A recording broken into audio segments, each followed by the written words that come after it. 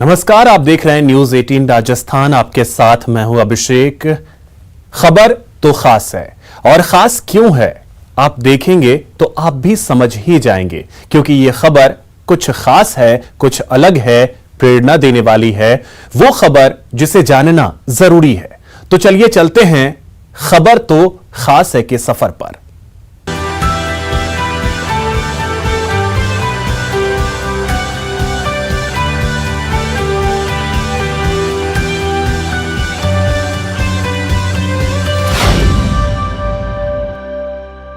खबर तो खास है में सबसे पहले बात बाइक पर जीवन संजीवनी की।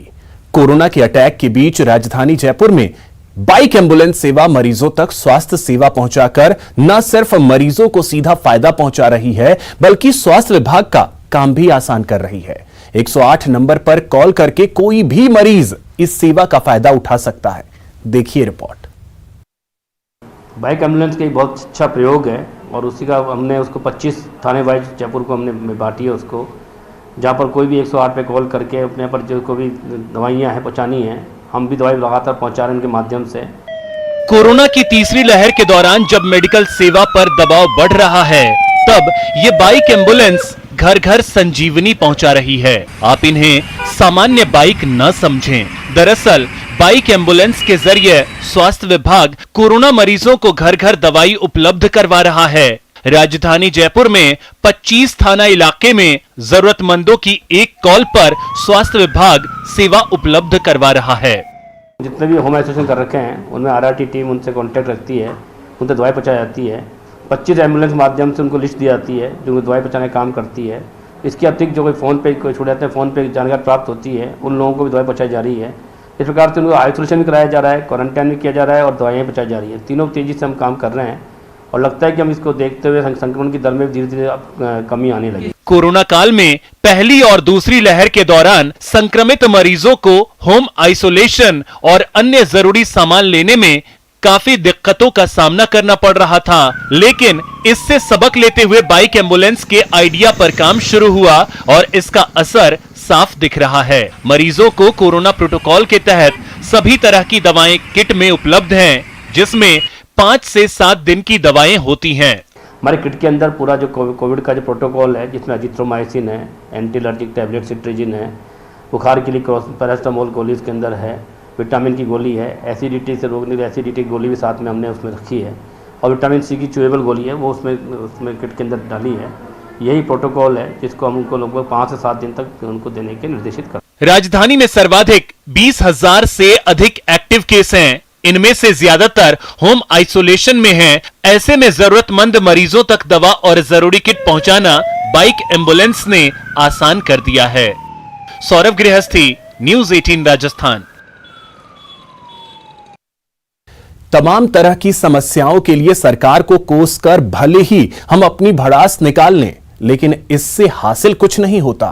कुछ हासिल करने के लिए जमाने को जगाने के लिए मुश्किलों के सफर पर निकलना होता है। और हां, यह काम पैसों से नहीं, जुनून से होता है। यकीन नहीं तो बाड़मेर की इस बेटी को देखिए।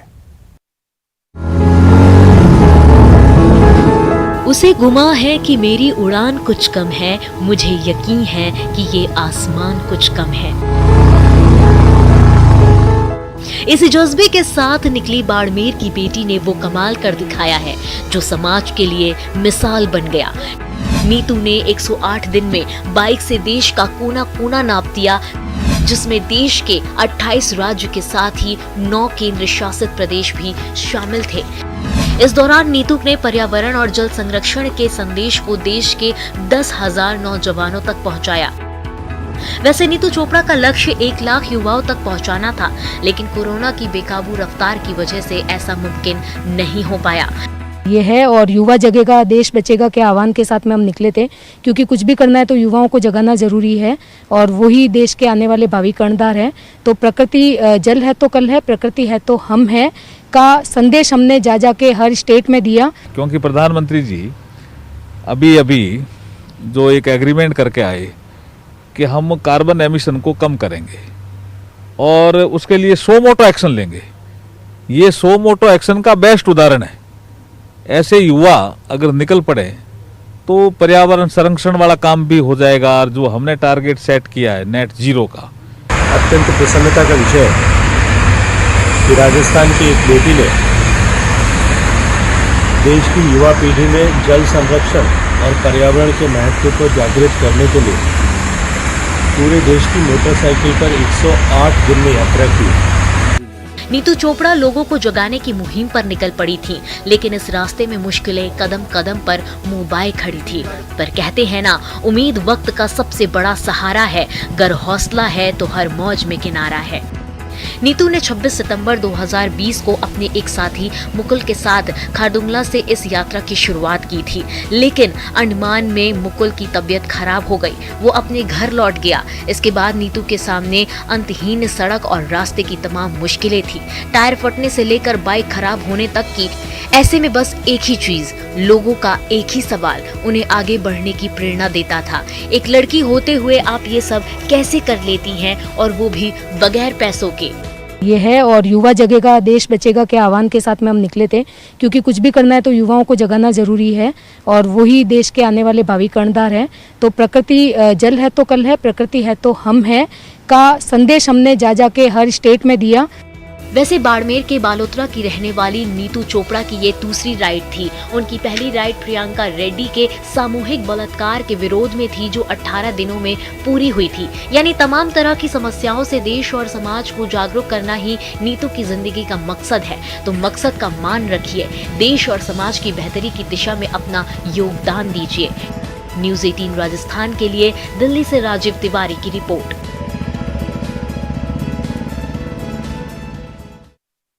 रेगिस्तान नाम सुनते ही जैसलमेर और बाड़मेर की तस्वीर जहन में दौड़ जाती है, लेकिन अब आप राजधानी जयपुर में भी रेगिस्तान का एहसास कर सकेंगे। जी हां, राजधानी के डेजर्ट पार्क यानी किशनबाग में, और अब इस डेजर्ट पार्क का और विस्तार किया जा रहा है। पिंक सिटी में नया टूरिस्ट स्पॉट, जयपुर में प्री वेडिंग शूट का नया ठिकाना, वीकेंड मस्ती का नया अड्डा, राजधानी में रेगिस्तान सा एहसास, पिंक सिटी में डेजर्ट पार्क। बेहद कम समय में पिंक सिटी का डेजर्ट पार्क टूरिस्टों की पहली पसंद बन गया है। देश प्रदेश की बात तो छोड़ ही दीजिए, इसकी ख्याति अब विदेशों में भी फैल रही है। जमाना डिजिटल का है, लिहाजा सोशल मीडिया पर किशनबाग के ही चर्चे हैं। इस पार्क को प्रायोगिक तौर पर शुरू किया गया था 5 हेक्टेयर में, लेकिन अब योजना है इसे 60 हेक्टेयर में विस्तार करने की। पार्क न सिर्फ जयपुर में और राजस्थान में, बल्कि पूरे कंट्री में और पूरे वर्ल्ड में as a desert trail theme park बहुत पॉपुलर हो रहा है। सोशल मीडिया पे बहुत स्ट्रॉन्ग लाइकिंग और कमेंट्स पार्क के आने लगे हैं। तो ऐसी स्थिति में पार्क में फैसिलिटीज़ इंप्रूव करने की दृष्टि से नए गाइड्स अपॉइंट किए जा रहे हैं, सिक्योरिटी गार्ड्स की संख्या बढ़ाई जा रही है।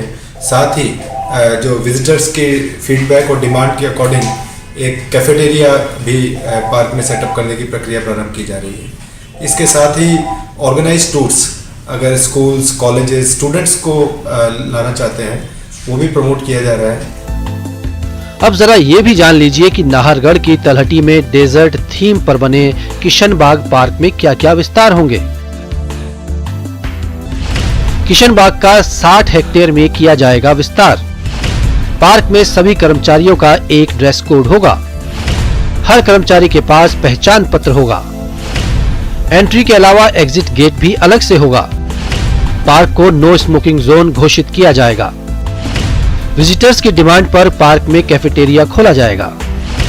आर्ट कल्चर को प्रमोट करने के लिए प्रदर्शनी लगेगी। व्यावसायिक गतिविधियों के लिए भी हो सकेगा इस्तेमाल। 20,000 रुपए होगा पार्क का एक दिन का किराया। इसके साथ ही इस पार्क को प्री वेडिंग शूट के लिए भी तैयार किया जा रहा है। बस एक दिन के लिए आपको 5,000 रुपए खर्च करने होंगे। ये काफ़ी डिमांड आने लगी थी फोटोग्राफी की, प्री वेड शूट्स की, बर्थडे शूट्स की, तो उसके लिए फोटोग्राफी के लिए भी उसमें प्रोविजंस किए गए हैं, कमर्शियल और नॉन कमर्शियल। और एक बार कोविड की स्थिति सामान्य होने के बाद आर्ट, कल्चर, ट्रेडिशन, हैंडीक्राफ्ट और डेजर्ट प्लांट्स एंड वेजिटेशन को प्रमोट करने के लिए वहाँ इवेंट्स और एग्जीबिशंस भी लगाए गए। तो आप भी तैयार हो जाइए डेजर्ट पार्क की सैर करने के लिए, क्योंकि इस पार्क में पहुंचकर आप गुलाबी नगरी में जैसलमेर और बाड़मेर जैसा माहौल पाएंगे और पार्क की खूबसूरती के मुरीद हो जाएंगे। जयपुर से न्यूज़ 18 राजस्थान के लिए लवली वाधवा की रिपोर्ट। संविधान हमारे लोकतंत्र की आत्मा है, जो हमें अपने अधिकारों के साथ साथ हमें कर्तव्यों का भी पाठ पढ़ाता है। इन अधिकारों और कर्तव्यों को लोग समझ सके, इस उद्देश्य के साथ राजसमंद के लोगों ने संविधान का मंदिर ही बना डाला। समता, ममता और बड़े भाईचारा, स्नेह की माटी और एकता का गारा, फले फूले लहलहाए भारत का स्वतंत्र, जन जन तक पहुँचे लोकतंत्र के मंत्र।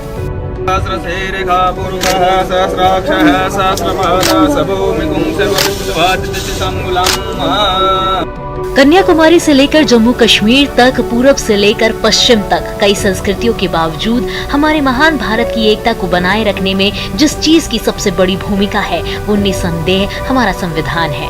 तभी तो संविधान को हमारे लोकतंत्र की आत्मा कहा जाता है। लोकतंत्र के मंत्र जन जन तक पहुँचे, इसी पवित्र उद्देश्य के साथ राजस्थान में संविधान का मंदिर बनाया गया। भामाखेड़ा गाँव में बने संविधान के मंदिर का समारोह पूर्वक लोकार्पण किया गया। पूजा अर्चना के बाद शुभ मुहूर्त में संविधान की पुस्तक को मंदिर में स्थापित किया गया। इस मंदिर का निर्माण राजसमंद के पूर्व विधायक और एयरफोर्स के रिटायर बंशीलाल गहलोत की प्रेरणा से हुआ है।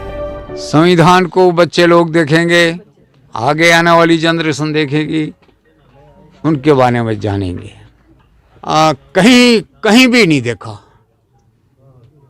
केवल दिमाग में ही मेरे को 4 बजे रात को आई थी जब बिठाने के विचार हुआ, और कहीं संविधान का तो कहीं देखा नहीं। इस मंदिर के बनने के बाद यहाँ छात्रों के लिए शिविर का आयोजन किया जाएगा, जिसमें संविधान से जुड़े पहलुओं की विस्तार से जानकारी दी जाएगी। उद्देश्य मेरा यही है कि लोग आए और इनसे परिचित होके जाएं, इनके बारे में जान करके जाएं।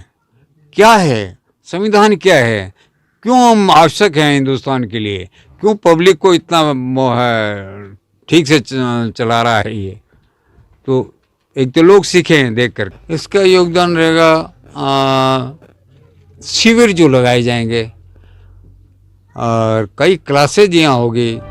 हमारा लोकतंत्र और समृद्ध बने, लोग अपने अधिकारों और कर्तव्यों के प्रति जागरूक बने। इसके लिए जरूरी है कि हमें अपने संविधान में निहित तत्वों की जानकारी हो। बेशक संविधान का ये मंदिर इस दिशा में अहम भूमिका निभाएगा। न्यूज़ 18 राजस्थान के लिए राजसमंद से अलकेश सनार की रिपोर्ट। यहां वक्त हो चला एक छोटे से ब्रेक का।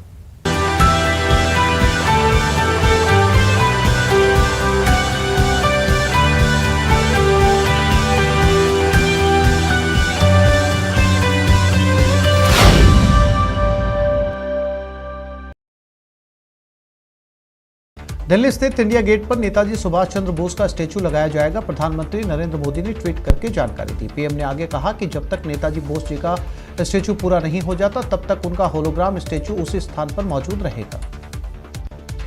प्रधानमंत्री नरेंद्र मोदी आज गुजरात के सोमनाथ मंदिर के पास नवनिर्मित सर्किट हाउस का उद्घाटन किया। प्रधानमंत्री मोदी उद्घाटन के बाद वीडियो कॉन्फ्रेंस के जरिए संबोधित भी किया।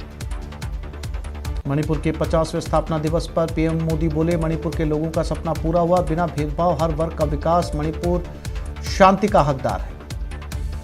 देश में जानलेवा कोरोना वायरस की तीसरी लहर के बीच पीएम नरेंद्र मोदी एक बार फिर दुनिया के सबसे लोकप्रिय नेता चुने गए। अमेरिकी data intelligence firm the morning consult के सर्वे के मुताबिक प्रधानमंत्री मोदी ने अप्रूवल रेटिंग में अमेरिकी राष्ट्रपति जो बाइडेन और ब्रिटिश प्रधानमंत्री बोरिस जॉनसन समेत दुनिया के 13 राष्ट्र प्रमुखों को पीछे छोड़ दिया। यूपी विधानसभा चुनाव के लिए कांग्रेस ने शुक्रवार को युवाओं के लिए घोषणा पत्र जारी किया। कांग्रेस नेता राहुल गांधी और प्रियंका गांधी ने घोषणा पत्र जारी किया। राहुल गांधी ने यूथ मैनिफेस्टो जारी करते हुए कहा कि इसे युवाओं से बात करते हुए तैयार किया गया। राहुल गांधी ने इस दौरान कहा कि देश और यूपी की समस्या हिंदुस्तान के हर युवा को मालूम है। यूपी के युवा का भविष्य है, उसके लिए कांग्रेस के खोखले शब्द नहीं बल्कि एक रणनीति है। कांग्रेस के आरोपों के बाद मोदी सरकार ने सफाई देते हुए कहा कि अमर जवान ज्योति की लौ बुझ नहीं रही है, इसे राष्ट्रीय युद्ध स्मारक में जलने वाली ज्योति में विलीन किया जा रहा है। अब ये ज्वाला राष्ट्रीय युद्ध स्मारक में प्रज्वलित रहेगी।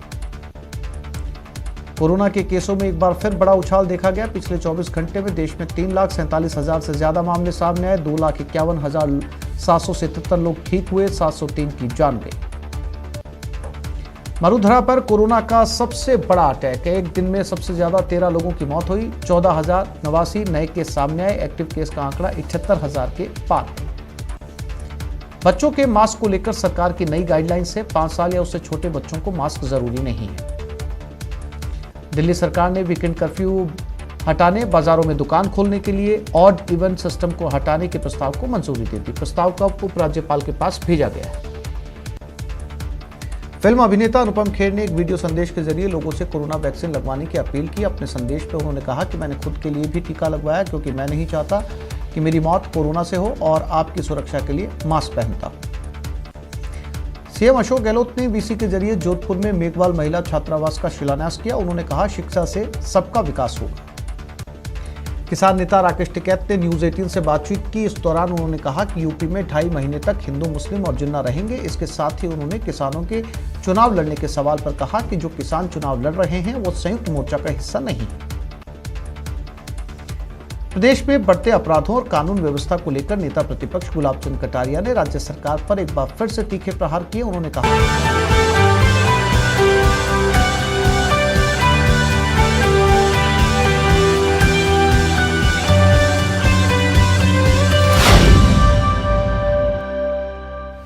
ब्रेक के बाद आपका स्वागत है और अब खबर तो खास है में बारी है उनसे मिलवाने की जिनकी 24 घंटे की चौकसी की वजह से हम घर में सुरक्षित सोते हैं। बात बीएसएफ की, जो सरहद पर इन दिनों विशेष अभियान चला रही है। नाम है ऑपरेशन सर्द हवा।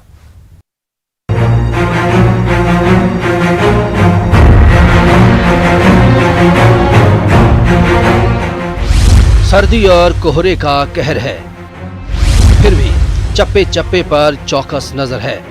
धुंध का फायदा उठाने की कोशिश बेकार है, क्योंकि पल पल सतर्क सरहद के पहरेदार हैं।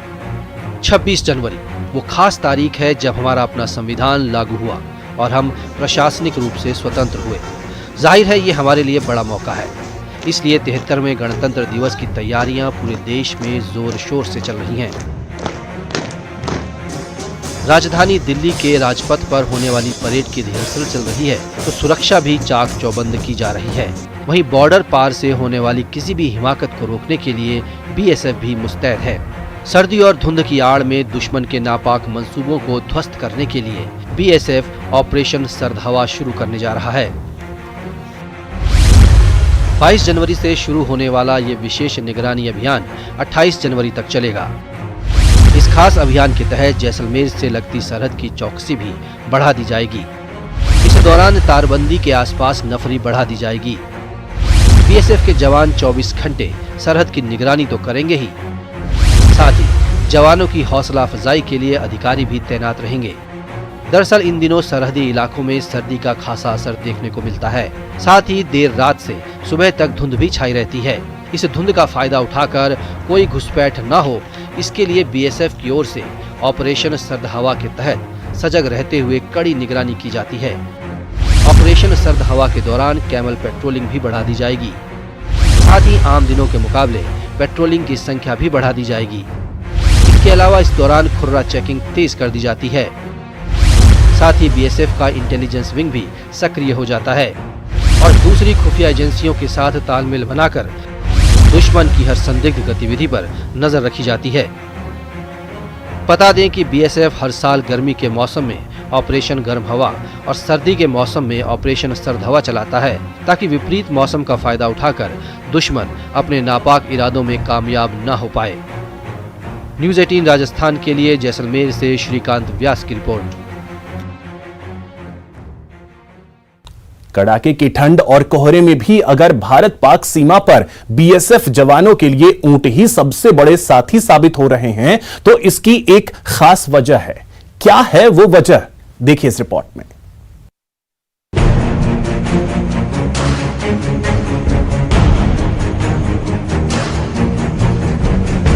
जिस हाड़ कांपाने वाली ठंड से देशवासी ठिठुर रहे हैं, उन सर्द हवाओं में भी वतन के रखवाले अपने फर्ज को बाखूबी अंजाम दे रहे हैं। जी हां, देश की सुरक्षा करने वाले बीएसएफ के ये वो सपूत हैं जो प्रकृति से भी नहीं हारते। देश में ऐसी कोई जगह नहीं जहां बीएसएफ ने प्रकृति को नहीं हराया, अपनी मौजूदगी नहीं दर्ज कराई। तस्वीरें